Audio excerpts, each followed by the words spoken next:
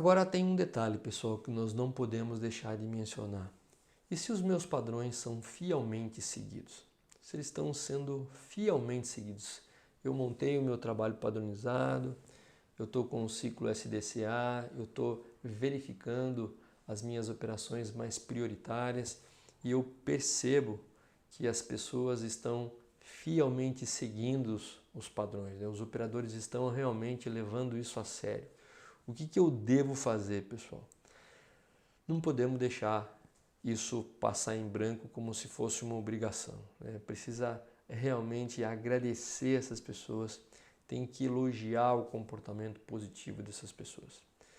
Eu faço constantemente auditoria no chão da fábrica, nas nossas auditorias de camada, e sempre que eu tenho a chance de sentir que um operador ele conhece a documentação, ele sabe onde está guardado, né? Ou numa tela de computador ou numa pasta, ele sabe exatamente o que deve ser controlado, como deve ser controlado, quando deve ser controlado, qual o instrumento de medição, o que tem registro, o que não tem registro, o que ele faz quando o problema tem algum problema. Então, quando eu percebo que tem uma pessoa, eu não somente elogio ele, como eu faço questão de levá-lo até a chefia dele, a liderança e o supervisor, e fazer um elogio presencial na frente do supervisor. Pessoal, porque não é sempre que a gente costuma ter essa postura, essa atitude no chão da fábrica. Então, toda vez que você praticar isso, elogie, para que a gente possa ter repetibilidade de comportamento positivo. As pessoas gostam de ser apreciadas e gostam de ser elogiadas quando elas executam um bom trabalho. Então nós não podemos deixar essa oportunidade passar. E se os meus padrões não estão sendo seguidos? Nas auditorias você percebeu que os padrões eles não foram seguidos. Nós temos que promover um feedback construtivo para que essa pessoa. Então, de uma forma muito adequada, de uma forma muito respeitosa, precisa ser dado um retorno para aquele operador, né? E eu utilizei aqui até o chá. Nós temos que verificar se é um problema de falta de conhecimento do padrão, se ele não está, se não faltou da parte das áreas de suporte ou mesmo da liderança, o treinamento, né? Passar o conhecimento adequado para ele, né? Se ele não sabe, se ninguém ensinou ele, não temos nem como cobrar ele, não seria justo. A segunda parte é se uma vez ele tem conhecimento, se ele tem a habilidade, se ele consegue replicar o que ele aprendeu em treinamento, se ele consegue executar na prática, se ele tem a habilidade para poder fazer aquele tipo de controle. E terceiro, se ele tem conhecimento, habilidade, se ele tem a atitude, se ele sabe, se ele tem competência para poder executar o controle.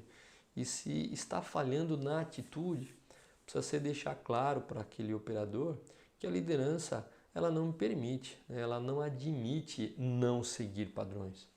Isso tem que ficar muito claro, né, que não seguir padrões não é uma opção, é inadmissível e tem consequências se isso der continuidade.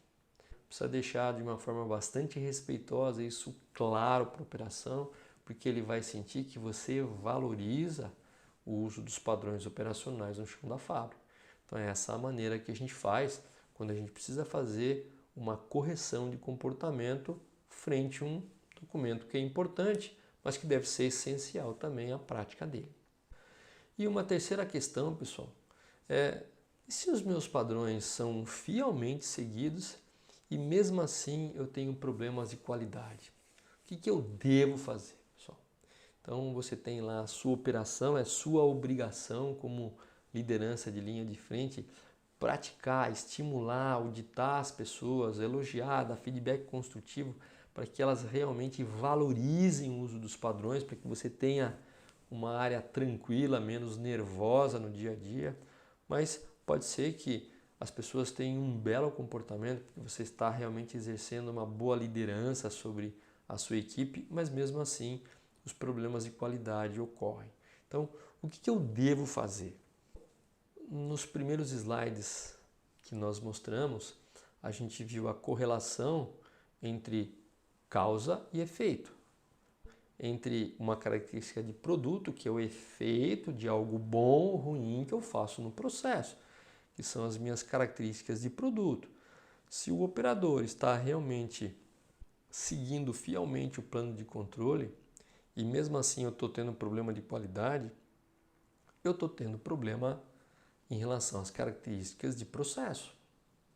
Ou aquelas características de processo, elas são realmente importantes e os valores, as especificações, elas podem ser que elas não estão tão bem ajustadas, ou está faltando alguma característica de processo importante para controlar o produto.